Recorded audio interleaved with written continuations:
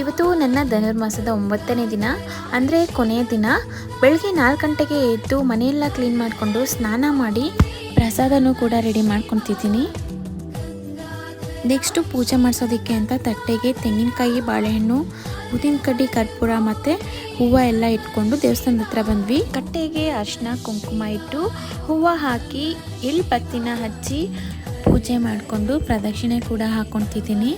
Full complete ವಿಡಿಯೋನ YouTube ಚಾನಲಲ್ಲಿ upload ಮಾಡಿರ್ತೀನಿ, ಟೈಮ್ ಸಿಕ್ಕರೆ ಚೆಕ್ ಮಾಡಿ. ನವಗ್ರಹಕ್ಕೆ ಹೂವು ಇಟ್ಟು ದೀಪ ಕೂಡ ಹಚ್ಚಿ ಪೂಜೆ ಮಾಡ್ಸೋಕ್ಕೆ ಕೊಟ್ಬಿಟ್ಟು ಒಂದು 5 ಜನಕ್ಕೆ ಅರಿಶಿನ ಕುಂಕುಮ ಕೂಡ ಕೊಟ್ಟು ಪ್ರಸಾದನೂ ಹಂಚಿ ಪೂಜೆ ಎಲ್ಲ ಮುಗಿಸ್ಕೊಂಡು ಮನೆಗೆ ಬಂದ್ವಿ.